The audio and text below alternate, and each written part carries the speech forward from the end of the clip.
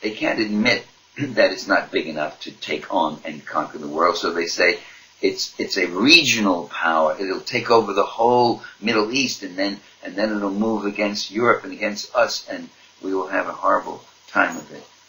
And people get so easily frightened out of their wits that they're ready to surrender their rights and their taxes. And people are scared, though. I mean, everything's so crazy, and it makes no sense. It just makes absolutely no sense at all, which to me means it's stupid. But boy, they make those movies. It's just all about movies that you can watch on the internet. It's like So Wag the Dog. And in the meantime, the rich just keep getting richer, and you know the rest. It's just a big system. But then it's not so stupid. It's making us stupid. But these guys know what they're doing when they do this. When they frighten the people and there's always has to be an enemy. When communism got rolled back, there was a time of panic there for a while. People were saying, "Why do we need 700 military bases all over the world now? Communism's gone. What's going?" So, well, no, wait a minute. There's still the terrorists in there. Thank God the terrorists came along and Al Qaeda came along, and that became the next reason to keep people. Look what people have to do. Every year they have to cough up about $1 trillion in military spending to support this global empire. The empire feeds off the republic, and this republic is getting poorer and poorer and drained while the empire gets fatter and richer and richer.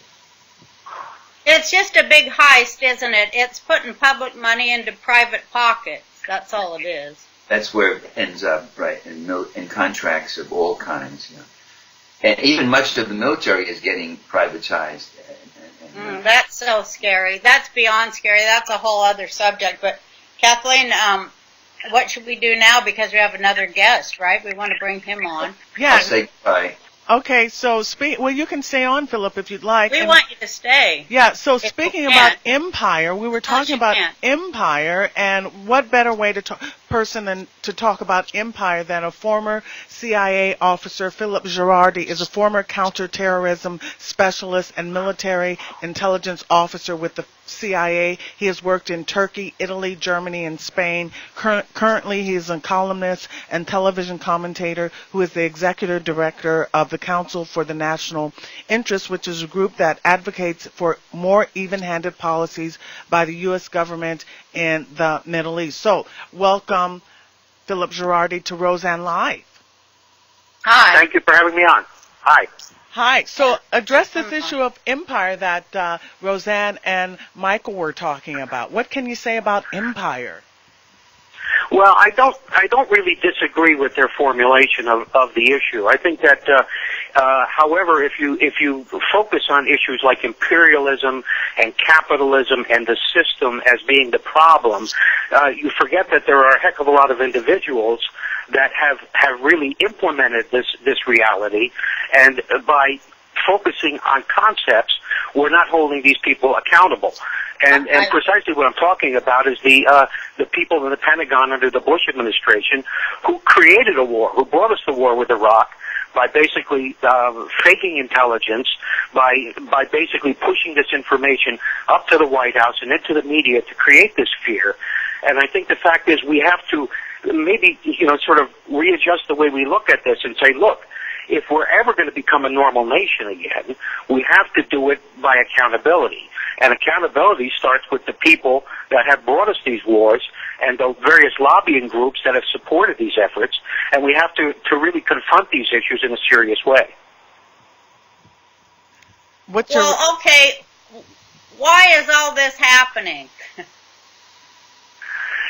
Well, it's happening partly because we have a system that's been totally corrupted from the top to the bottom at every level. That's part of the problem. But even when you have the corruption, you've got to have people that are the players in this corruption. And I would, as I say, specifically point to certain people, we all know who they are, in the Bush administration, that essentially led us to war with Iraq on false pretenses. And those same people in the media and in government are still around. If you turn on the talk shows this morning, you would see the same faces, the Bill Cristols, the John Boltons, the people that have Yeah, they're still on television, and these guys basically led us to war on a series of lies, and they're still trying to do it in the case of Iran, which Michael very clearly pointed out is not a threat to the United States in any way, and it's only being hyped as a threat by the same individuals who gave us Iraq. What do you say to that, Michael? I say he hit the nail right on the head, and there are a number. I knew Phillip AG, and I've known a couple of other former CIA people in Washington, D.C. These were men who went in to serve their government and thought they were doing a very honorable and necessary thing, and who got very disillusioned when they saw what was coming down, and the hypocrisy and lies that are perpetrated in this have to really be disclosed, and I think it's terrific that Phillip does speak out in the way he does, and to give an overall and theoretical picture, a picture of what's going on, empire, capitalism, imperialism, and all that, is not to deny that the particular struggles have to be waged. And Roseanne asked that question, what do we do? And I think in part you're doing it if you can expose and remind people that, hey, these are the same people who gave us these ridiculous stories, tragic stories 10 years ago. I mean, we look at Iraq now. It's a nation where half the population has been killed or destroyed or displaced, or they've got nothing left. I mean, they've gone from the most prosperous country in the Middle East to the poorest country in the world, or near the very bottom right now. So anything you can do in getting the American public awake as to the fact that their interests are not being served by these people who are on the talk shows and the like, that would be good. But you see, those talk shows persist because everybody takes the same assumptions unexamined, that the U.S. is always acting from a good point of view, that U.S. leaders are always telling the truth to us, that we're just there to wage humanitarian wars because we love and want to help all these other people. I mean, come on. We have to expose that and challenge that sort of thing. Well, I think a lot of people do believe those things in our country, and a lot of those who believe those things are the ones who are, in the military and fighting the wars, and they do believe those things, that they're fighting for freedom and for peace. They do. None of them are like going, I'm just in this to make money for Standard Oil. I mean, people, they believe all that stuff. And, Well, in 2009, Phillip, you specifically wrote a piece for the Times you wrote a piece for antiwar.com that an unnamed intelligence sources that had told in 2009, you wrote that an unnamed intelligence sources told him that a document published by the Times, which allegedly described an Iranian plan to experiment on a neutron initiator for an atomic weapon, was in fact a fabrication. Do you want to elaborate on who is fabricating this information and what is their motive to fabricate it? Well, I mean, that's only one case of long series and whole lots of fabrications that have taken place around Iran, about Iraq, as Michael described some of the fabrications relating to that, and more recently even Syria, when our Secretary of State, who doesn't know who actually staged the chemical attack, yet is willing to send the nation into a war based on information that he's not even confident of. This is another example. Back when we were talking about the Iran business, the whole series of information that was used, that was allegedly found on a laptop computer, and there were some other sources of things like that. All of these things were essentially not corroborated. And when the CIA finally did a thorough investigation of the sources of information in 2007, and then again in 2011, after they came up with some of this additional information, they discovered that Iran has no nuclear weapons program. So the fact is, there are people in government who do have some integrity and who are not willing to put out lies. But unfortunately, the policymakers, these guys are politicians, and they have a whole different view on this. And for them, the spin and how you play this, ultimately to advantage themselves, is the most important thing. And I know you were advisor to Ron Paul. Excuse me. You were advisor to Ron Paul, right? Yes, I was.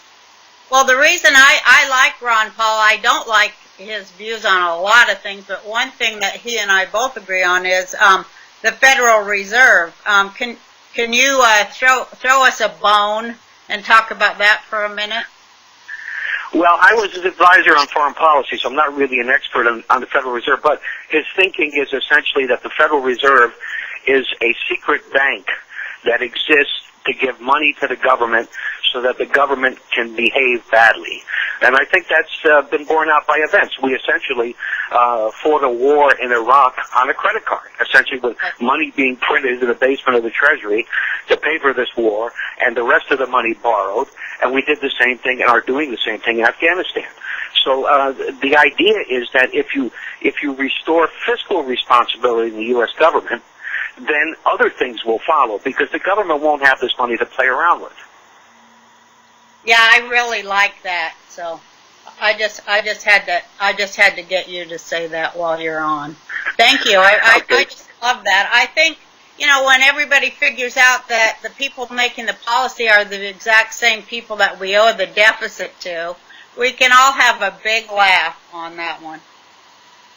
And also think, be aware of the fact this is not a Republican issue. This is Republican, Democrat, corrupt government issue across the board.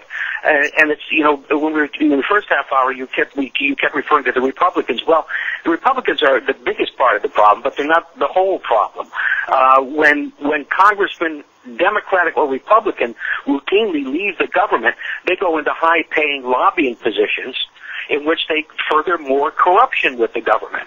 And, for example, ask yourself, how did Bill Clinton leave office and within 2 years have $120 million? So, maybe we should be asking ourselves things like that, too. Yeah. In the case of Reagan, when he left office, there was a group of very rich people who bought him an estate. Remember that? Yep.